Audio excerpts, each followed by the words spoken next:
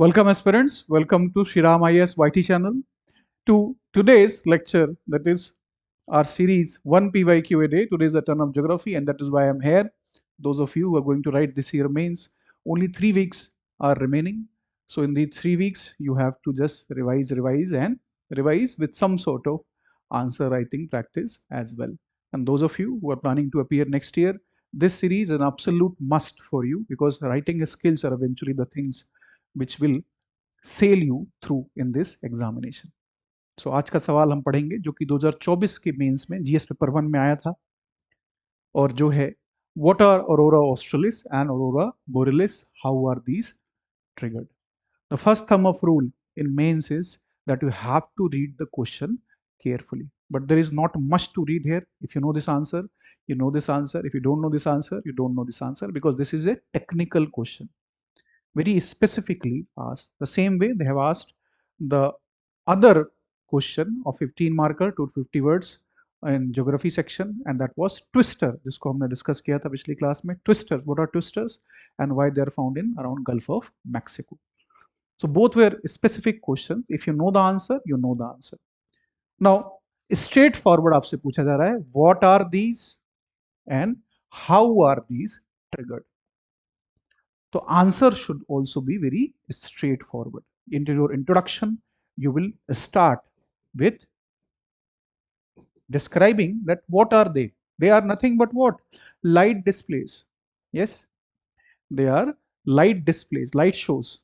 They are light displays which are a resultant of the interaction of solar particles emitted by sun, our magnetosphere, the Earth's magnetosphere, and our atmosphere. ये तीनों चीजें जो important यहाँ पे विषय हैं वो तीनों मिलके इसे बनाते हैं. मोस्टली ये जो हमारे फिनोमेना यहाँ पे मेंशन किए गए हैं, दे आर, उनकी जो लोकेशन है, उनके जो स्ट्रक्चर है, उनके जो टाइप्स ऑफ कलर्स हैं, they are the things that you are have to describe into the second sentence after your introduction. Introduction में सिर्फ हमको लिखना है इनकी डेफिनेशन कि ये क्या है और इनका जनरली इनको किस नाम से जाना जाता है. This is the technical names. Aurora borealis is also known as northern lights and australis is known as southern lights, mostly around north pole and south pole area में ये दिखाई देते हैं जब सन के पार्टिकल्स इंटरेक्ट करते हैं हमारे मैग्नेटोस्फेयर से, अर्थ के, और हमारे एटमॉस्फेयर से. Now, after your introduction is complete, which will be completed in 2 to 3 sentences, you will start with describing the location particularly of these events. तो location आप बताओगे कैसे? You will talk about the latitude point of view से. So northern areas के बारे में बात करोगे, जैसे अरोरा बोरेलिस है, ये दिखाई देता है कहाँ पे? आर्कटिक एरिया में, Siberia of Russia, Alaska region of America, Finland, Norway, Sweden, इन कंट्रीज से ये दिखाई देता है. और दूसरा सदर्न एरिया में जो ऑस्ट्रेलिया है, the name suggest, Australia which is near the south pole, तो वहां पे न्यूजीलैंड में और अंटार्कटिका में ये दिखाई देते हैं. Colour is very important. So red, green, blue, purple, violet etcetera.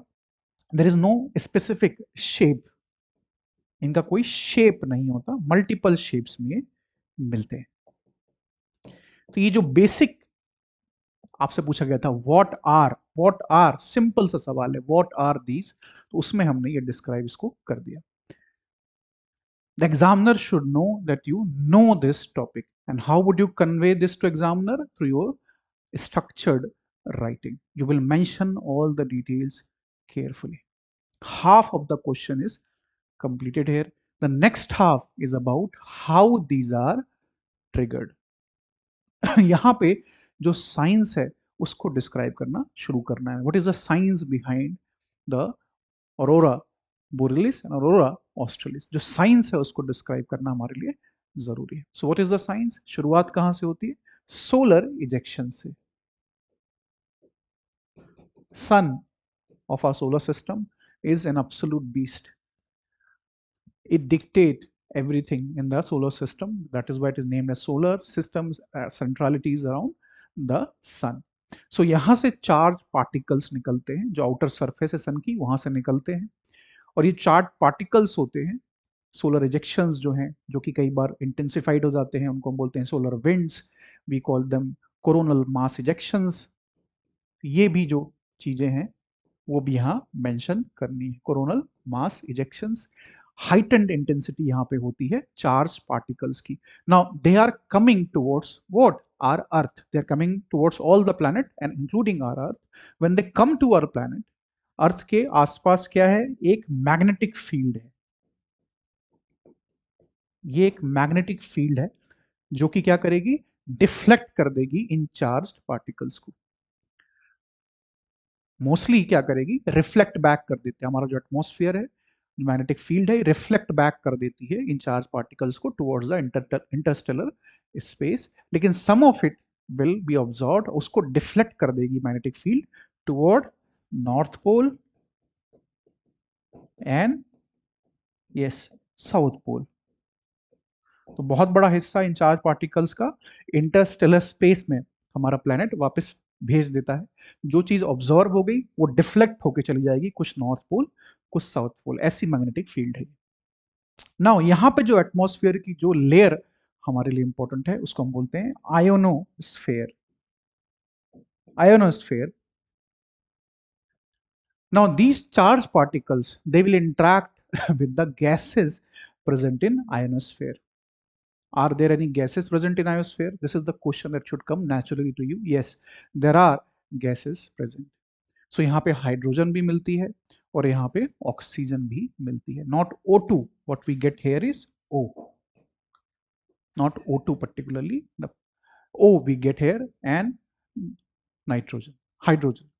And when these charged particles interact with these gases, what will happen? They are charged particles. तो इसको हम लैंग्वेज में बोलते थे केमिस्ट्री में excitation. This is the word. Excitation will take place, and when these charged particles will interact with the gases, it will intensify the atoms which are there in the gases, और वो energy release करते हैं. जब वो energy release करते हैं तो वो लाइट के फॉर्म में एनर्जी रिलीज करते हैं, इसीलिए हमको ब्यूटीफुल लाइट यहाँ दिखाई देती है. जब ऑक्सीजन के साथ इंट्रैक्शन होता है या ओ के साथ इंट्रैक्शन होता है तो we get what, green and red lights. On the other hand we also get, with nitrogen के केस में we get what, blue and purple lights. So that is how we get the colours of the lights. ये इसका science है. कुछ भी इसमें complexity नहीं है, बहुत सिंपल सी चीज है. सिंपल तरीके से हमें समझनी है और उससे भी ज्यादा सिंपल तरीके से लिखनी है. अब इसको आप सेंटेंस के फॉर्मेट में लिख सकते हो, छोटे छोटे पैराग्राफ बना के. इसको पॉइंट्स के फॉर्मेट में लिख सकते हो. Which ever way suits you, in both ways works, as long as the information is which is written there is accurate and the information is presented in a very nice and structured manner. उसमें marks आपको मिल जाएंगे, क्योंकि पहला आपका जो introduction था और जो पहला पार्ट था, that displayed your understanding of the topic to the examiner. The second part is simply building upon the first part, and you have explaining कि जो साइंस है वो कैसे यहाँ काम करता है. तो साइंस आपको एक्सप्लेन यहाँ पे कर देना. This is how it is triggered. Conclude कैसे करोगे इसको? How would you conclude this answer? You can talk about that these are important for us for a variety of reasons. These are delight for space explorers, जो आजकल एक hobby भी बनती जा रही है बहुत ज़्यादा दुनिया भर में. People purchase telescopes a lot, and then also tourism जो सेक्टर है इन एरियाज में वो भी इमर्ज हो रहा है, अपने आप में एक नीश फील्ड बन के आ रहा है. दूसरा, हमें जानकारी मिलती है अर्थ के मैग्नेटोस्फीयर के बारे में, हमारे एटमॉस्फेयर, अपर एटमॉस्फेयर के बारे में, और सोलर जो इजेक्शंस हैं उनके बारे में. तो सोलर जो विंड्स हैं, they have an very important role in our atmospheres situation and condition and our communication systems particularly. And that is why जो कोरोनोस्फेयर है और सन का, उसको पढ़ने और समझने के लिए डिफरेंट मिशंस लॉन्च किए जा रहे हैं. तो you can simply conclude by saying that these are very critical for studying the sun's structure and our magnetosphere and upper atmosphere. इस तरह से सिंपल वे में, सिंपल सेंटेंस में इसको कंक्लूड कर देना है, क्योंकि बहुत ही स्पेसिफिक क्वेश्चन है और इसका आंसर भी बहुत ही स्पेसिफिकली लिखा जाएगा. इसमें लिंग्विस्टिक स्किल्स का कोई भी यूज नहीं होने वाला है. If you know the answer, you know the answer. If you don't know the answer, you don't know the answer. It is as simple as this. So geography जो है बहुत ही क्रिटिकल सब्जेक्ट है. Last year केवल 2 को सवाल आए थे 15 मार्कर्स के इस पेपर में, लेकिन इस साल भी ऐसे ही 2 से 3 क्वेश्चंस जो हैं वो एंटिसिपेटेड होंगे. And they are asking outside what we considered generally the standard questions. Questions like these, which were there on the news or the part of the news cycle in the last 1 and 2 years. तो जो dynamic section है, so called current affairs है, इसीलिए relevant हो जाता है. That's all. This is how you write the answer. You can also join me on my Telegram channel to remain in contact. I'll meet you again when my turns comes up again, when in one PYQ a day series. Thank you.